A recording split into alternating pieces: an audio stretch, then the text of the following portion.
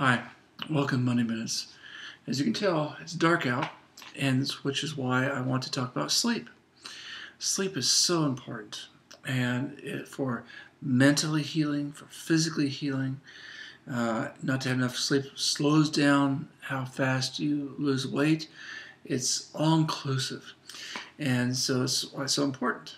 What I'm talking about is you can find a lot from Dr. A's Habits of Health, chapter 17.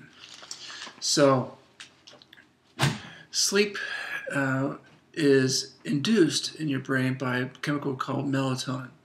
And when you're very young, you have a lot of it.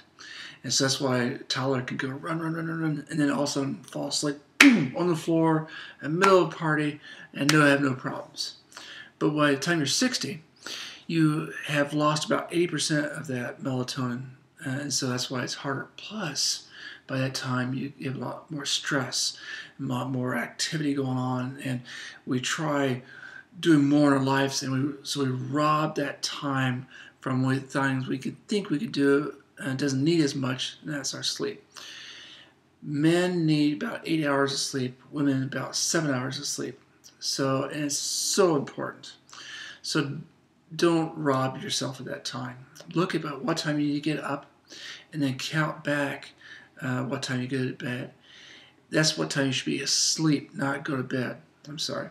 So a half hour before that, you should be in bed and winding down. As I said when I was in private practice, bedroom should be a place for sleep and sex, but nothing else. You shouldn't have a TV on. You shouldn't be reading a book or electronics, none of this stuff. It should be a trigger for sleep. If you can't go to sleep within a half hour, get up, go do something, come back. Melatonin is available over the counter, 3 or 6 milligrams. Take about a half hour before bedtime. Don't exercise a couple hours before you're going to bed, because that kind of revs everything up. Make the bedroom a trigger for sleep. Pleasant colors, warm tones, low light. The kids and pets should have their own bedroom and their own bed, if nothing else, because they're on a different sleep cycle than you are.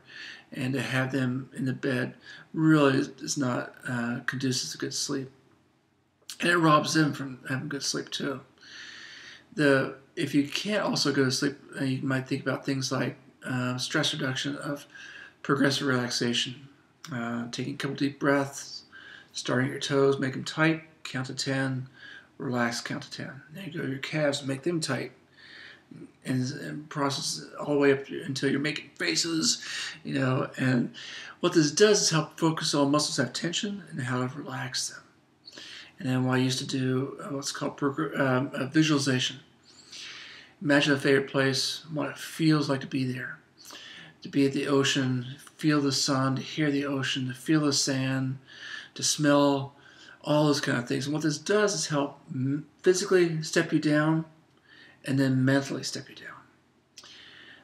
This is so important for your general health. The other thing I want to state also is if you snore loudly, or if your significant other says that you stop breathing in your sleep, please talk to your primary care provider, because it's a significant chance you have sleep apnea, and which significantly increases with how much weight you have.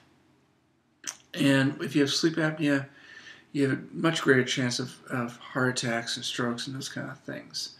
So get it checked out. With weight loss, that improves it, but doesn't always rule it out. My mother was not overweight, but had sleep apnea. And I said she could peel the paint off the walls with her snoring. So, have good sleep, good night, good health.